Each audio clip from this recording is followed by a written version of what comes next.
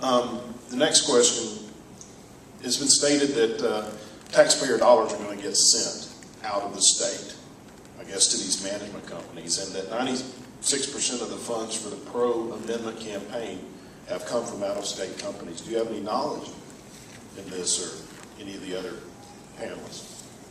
Well, I actually want to put that over to Tony, because he's really been in charge of it. I do have knowledge of that. There's been what did Mark Twain say when he woke up, read his obituary? The reports of my death have been greatly exaggerated. And this is a place that has been greatly exaggerated.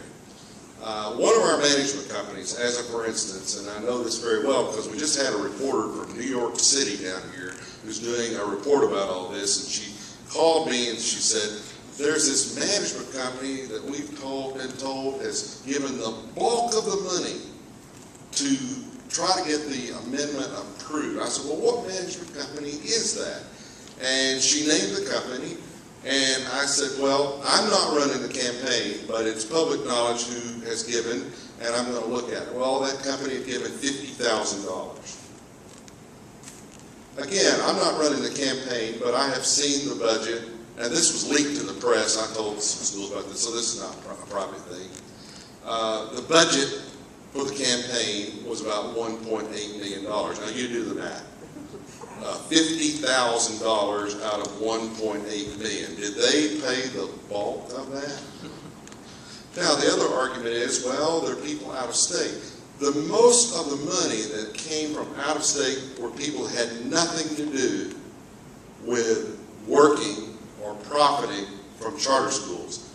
They are philanthropists. Philanthropists. And so I made this point. One of the contributors, and this is available for public records, they print it in the paper, by the way. They'll be printing another statement pretty soon about who gave to the for and against the campaign. One of the contributors has been a lady, Alice Walton. I don't know if you all know the Waltons or not. Walmart. I think she's contributed about $600,000, and boy, has she been criticized. You know, she's been called everything but thank you. You know, why would someone from out of state be doing this? And the AJC calls me up all the time, and of course, you know, they won't print what I say. But I said to them when they made that criticism, well, isn't that bad that these out-of-state people are doing this? I said, well, you know, it's hard for us to believe this, but it's true. There are people who care about all the kids in the nation. They're not just thinking about me and mine. And these organizations form that are called foundations, and they give across state lines. And I said, all those people in education that are saying it's a bad thing that people like Alice Walton believe she can make a difference, they're the ones that should say, like to Atlanta Public Schools, who receive millions of dollars from Bill Gates. I don't think he lives in Georgia, does he? They receive millions of dollars from Bill Gates. Did anybody raise a stink about that? Oh, it's terrible. They should not be accepting Bill Gates' money for the school. And Gwinnett County, one of the districts that is most fervently against this amendment, they've received a lot of grant money, and one of the most recent ones was from the Broad Foundation. Is the Broad Foundation in Georgia? No. It's funny to me that it's all right to take this money from out of state as long as it meets your own purpose. I think that's a non-argument. We ought to be grateful that there are people in the United States that want to help no matter where they can help. What's Alice Walton going to gain from this? She's a billionaire. Is this going to make her money?